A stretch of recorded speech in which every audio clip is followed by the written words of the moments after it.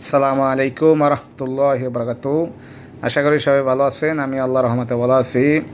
দেশ এবং দেশের বাইরে থেকে যারা দেখছেন ইনশাআল্লাহ সবাই সাপোর্ট করবেন এবং শেয়ার করবেন। যারা ফলো এবং সাবস্ক্রাইব করছেন অসংখ্য ধন্যবাদ আপনাদেরকে, এবং যারা করেন না আপনাদের কাছে রিকোয়েস্ট থাকবো আপনারা ফলো এবং সাবস্ক্রাইব করবেন ইনশাআল্লাহ। তো বর্তমানে না, শুধু এই 7 তারিখ না 8 তারিখ ডক্টর মোহাম্মদ ইউনূস স্যার ক্ষমতা নিয়েছিল, অবৈধ ফ্যাসিস্ট সরকারের পতনের পরে 5 তারিখে, তারপর 7 তারিখে না 8 তারিখে শপথ নিয়েছিল। দীর্ঘ 1 বছর হয়ে গেছে আলহামদুলিল্লাহ। তবে বাংলাদেশে যে আন্দোলন সংগ্রাম এবং যে কিসের জন্য আন্দোলন সংগ্রাম করছে, যে এটা ছিল মানুষের, সাধারণ মানুষের, বিশেষ করে ছাত্র জনতার যে মনে একটা আশা আকাঙ্ক্ষা ছিল যে দেশ সুন্দরভাবে চলবে। তো কিছুটা হলে সুন্দরভাবে চললেও কিন্তু ওইটা সৌন্দর্য নাই এখন। কারণ যেখানে অল বাংলাদেশে চাঁদাবাজির মহা উৎসব চলতেছে, সেখানে ডক্টর মোহাম্মদ ইউনূস স্যার হয়তো বা ব্যর্থ হয়ে গেছেন।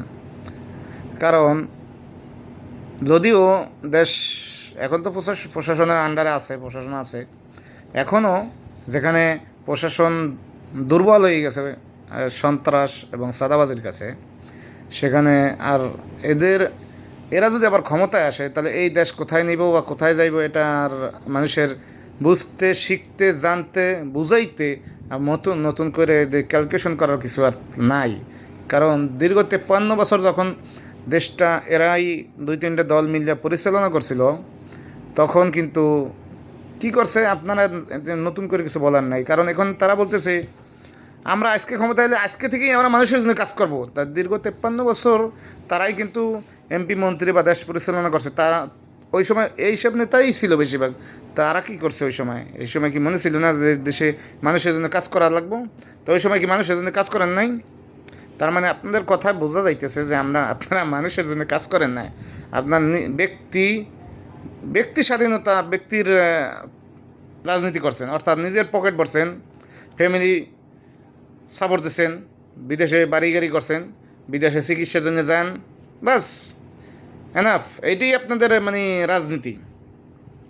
এখন আপনাদের মনে পড়ছে না আপনারা আজকে ক্ষমতা এলে আজকে থেকেই কাজ করো মানুষের জন্য। তো অতীতে কী করছেন? আপনারা কী করছেন?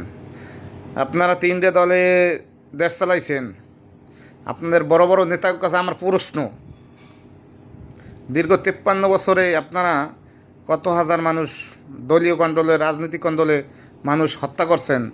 এর হিসাব হয়তো আপনারা এখন মানুষের কাছে দেওয়া লাগবে না, যেহেতু আপনারা ক্ষমতায় আছেন, দুনিয়ার ক্ষমতায়।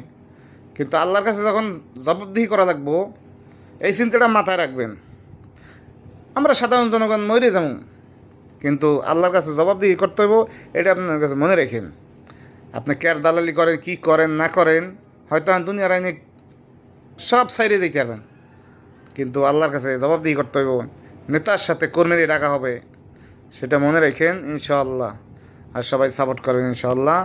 আশা করি সবাই ভালো থাকবেন। ওকে, আসসালামু আলাইকুম রহমতুল্লাহি বারাকাতুহু।